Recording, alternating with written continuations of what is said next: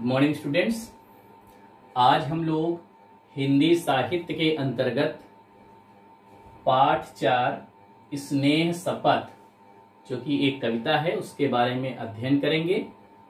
आइए सबसे पहले हम इस कविता यानी इस पाठ में का उद्देश्य क्या है, यह पाठ हमें क्यों पढ़ना चाहिए, इससे हमें क्या सीख मिलती है, आइए पहले उसको समझते हैं। उद्देश्य है इस पाठ से हमें स्नेह तथा प्रेम पूर्वक व्यवहार करने की सीख मिलती है।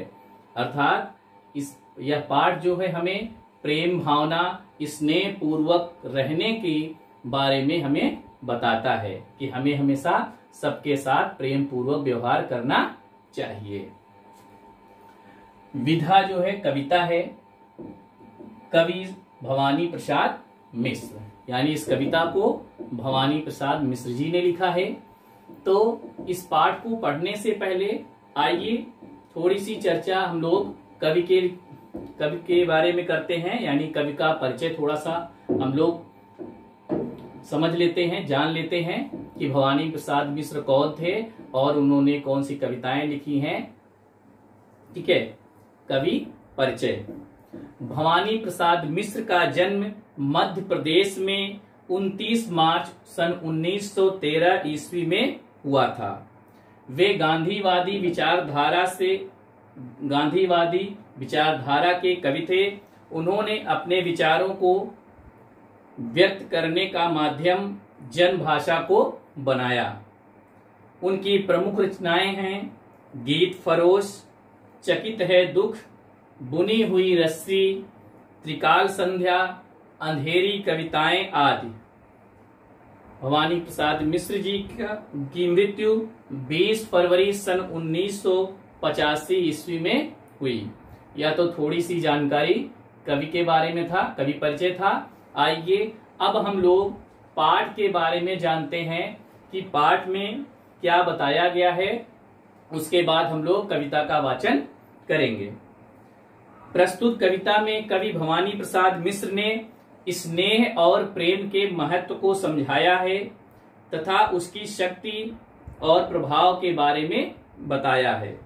चाहे कैसा भी व्यक्ति हो, धनी निर्धन, परिचित या अपरिचित, हमें भूल कर भी किसी के साथ कटु वचन नहीं बोलने चाहिए, यानी कड़वे वचन का प्रयोग हमें नहीं करना चाहिए, भले ही चाहे वह हमारा परिचय वाला हो या अपरिचित हो। भेदभाव और कड़वाहट भरे रिश्तों को भी स्नेह पूर्वक व्यवहार तथा मृदु वचनों से प्रेम के रिश्तों में बदला जा सकता है।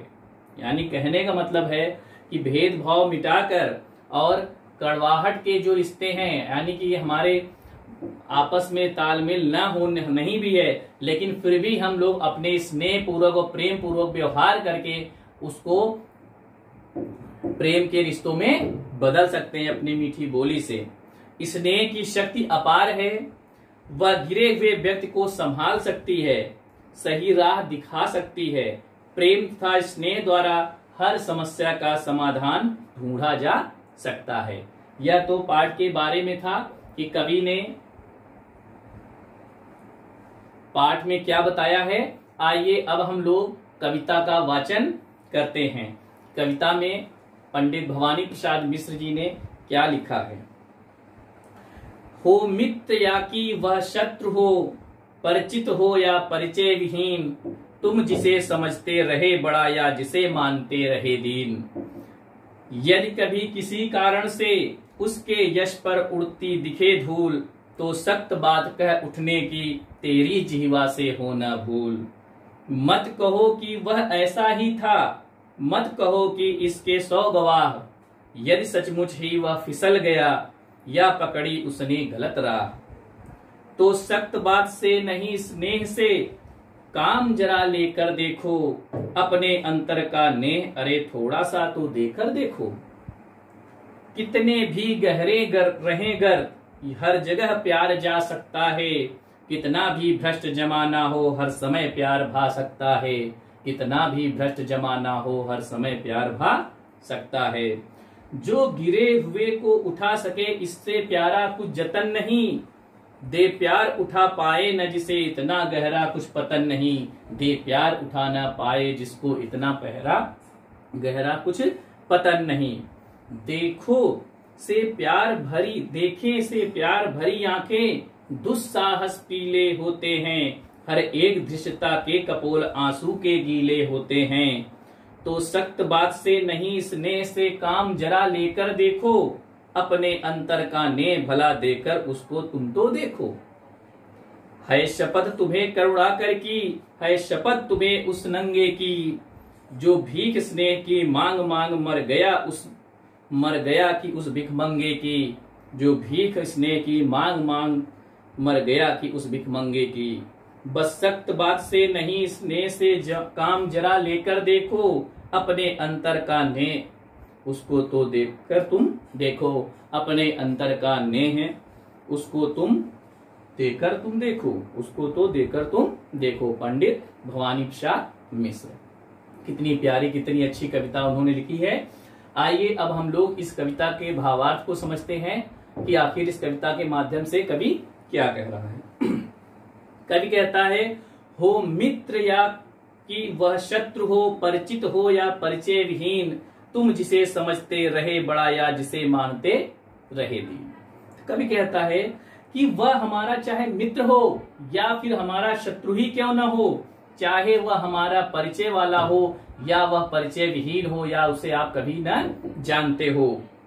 तुम जिसे समझते रहे बड़ा या जिसे मानते रहे दीन, भले ही तुम उसको बहुत बड़ा मानते रहे हो या उसे दीन यानी कि गरीब मानते रहे हो, भले ही उसको मानते रहे हो।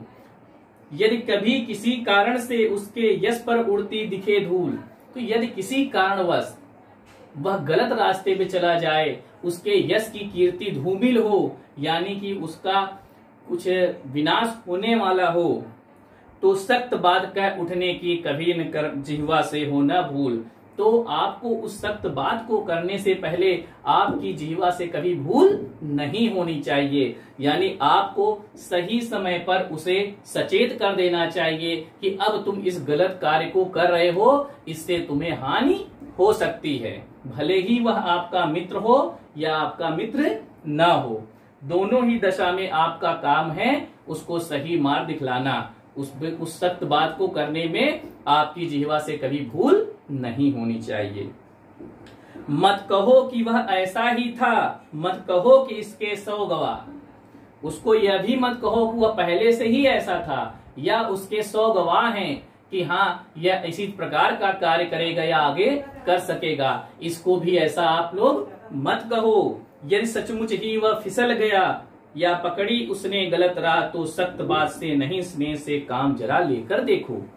यदि उसने किसी भी कारणवश गलत राह को पकड़ लिया हो, वह सचमुच ही वह फिसल गया हो यानी जो कार्य उसको नहीं करना चाहिए, जो समाज के लिए या उसके लिए अहितकारी हो, जिससे उसका भला नहीं होने वाला है, तो उस कार्य को जो है सख्त बात से नहीं बल्कि प्रेम पूर्वक स्नेह पूर्वक जो है उसे समझाओ कि तुम्हारे लिए यह हानिकारक है। इसके द्वारा तुम अपना तथा अपने परिवार का, देश का जो है हानि करा सकते हो। अपने अंतर का ने अरे थोड़ा सा तो देकर देखो।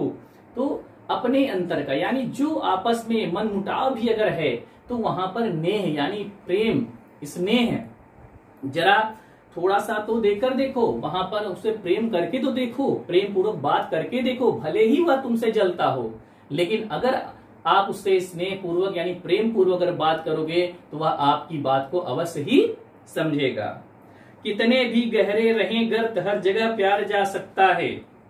अगर कितने भी गहरे गड्ढे हों, करने का मतलब कितने ही आपस में आप दोनों के बीच में कड़वाहट हो, हर जगह प्यार जा सकता है। यानी प्यार जो है वो हर जगह जा सकता है। ऐसा नहीं है कि आपस में हमारा मन मुटाव है तो हम कुछ भी करेंगे तो गलत हो जाएगा। नहीं, जरा प्रेम वहां पर लुटा कर देखो, जरा प्रेम पूर्वक उससे बात करके तो देखो, कोशिश तो करनी ही चाहिए। कितना भी भ्रष्ट जमाना हो हर समय प्यार भा सकता है, जो गिरे हुए को उठा सके इससे प्यारा कुछ जतन नहीं। तो यहाँ पर कह रहा है कितना भी भ्रष्ट जमाना हो, यानी इस जमाने में कितना भी भ्रष्टाचार हो, लोग पतन के रास्ते में क्यों न चले जाएं, भले ही वह कुछ भी करें, लेकिन जो प्यार है वह सबको उठा सकता है। अगर जो गिरे हुए को ना उठा सके तो इससे प्यारा कुछ जतन नहीं, जो गिरे हुए को उठा सके। अगर जो गिरते हुए को, यानी जो गलत रास्ते पे जा रहा है, अगर उसको हम लोग उठा लेते हैं तो इससे प्यारा कोई भी जतन यानी प्रयत्न नहीं है। दे प्यार उठा पाए न जिससे, इसे गहरा कुछ पतन नहीं। देखिए यहां पर कह रहा है कि अगर प्यार भी यानी प्रेम की भाषा भी, प्रेम पूर्वक व्यवहार करने पर भी अगर हम लोग किसी को नहीं उठा पाते हैं तो इससे ज्यादा कुछ भी उसका पतन नहीं है, यानी उसका अंत निश्चित है। देखे से प्यार भरी आंखें दुस्साहस पीले होते हैं, और देखने से प्यार भरी आंखों से दुस्साहस क्या है, वह पीले हो जाते हैं। पीले कहे मतलब यहां पर जो है एक तरह से वह जो गुस्सा उसके अंदर मन में भरा हुआ है, तो कहीं न कहीं वह जो है हमारी ओर आकर्षित होता है, वह हमारे प्रेम को समझ सकता है। हर एक दृश्यता के कपोल आंसू से गीले होते हैं, तो सख्त बात से नहीं स्नेह से काम जरा लेकर देखो।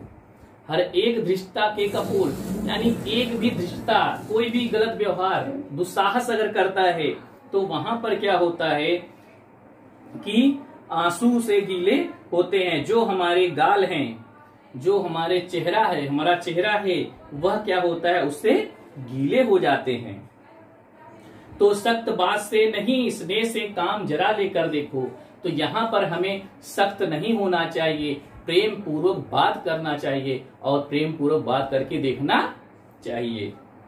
अपने अंतर का ने भला देकर उसको तुम तो देखो, और आपस में जो भी अंतर है उनका है, अपना प्रेम उस पर लुटाकर तो देखो।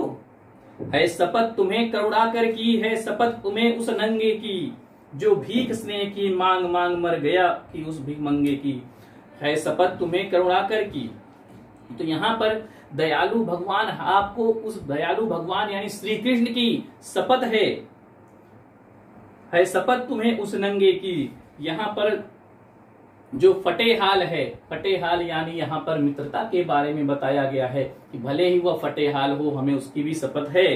ठीक है, जो भीख स्नेह की मांग मांग मर गया उस भिखमंगे की, और जो भीख जो है स्नेह की यानी प्रेम की भीख मांग मांग कर मर गया उस भिखमंगे की, यानी उस करुणाकर भगवान की भी शपथ है, जिसने हमें प्रेम का रास्ता दिखाया है, आपको उसकी भी शपथ है। बस सख्त बात से नहीं स्नेह से काम जरा लेकर देखो, अपने अंतर का ने उसको तो तुम देकर देखो। और आपको सख्त पूर्वक बात नहीं करके बल्कि स्नेह पूर्वक बात करके आपको देखना चाहिए, और अपने अंतर का ने, अपने अंतर में जो भी प्रेम है उसको तुम उसके ऊपर लुटाकर तो देखो। तो ऐसा नहीं होगा कि वह आपकी बात को नहीं समझेगा, वह अवश्य ही आपकी भावनाओं को समझेगा। तो यह भवानी प्रसाद मिश्र द्वारा लिखित कविता है स्नेह शपथ। तो इस कविता में इतना ही।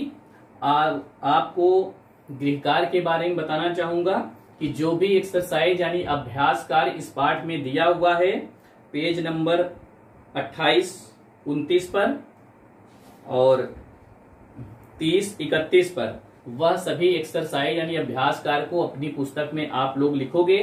रही बात है नोट्स की, जो क्वेश्चन आंसर हैं, अगर हो सके तो आप लघु उत्तरीय प्रश्न करोगे, नहीं तो हम आपको दीर्घ उत्तरीय प्रश्न और लघु उत्तरीय प्रश्न का नोट्स आपको प्रोवाइड करेंगे। लेकिन आप लोग अपनी पुस्तक में जो है गृह कार्य में सभी अभ्यास कार्य और एक्सरसाइज करोगे। जैसे बहुविकल्पीय प्रश्न हैं उसको आप लोग करोगे, अनुनासिक और अनुस्वार में अंतर समझिए, और इसके बाद जो यहाँ पर एक्सरसाइज दिया है उससे संबंधित उसे आप करोगे।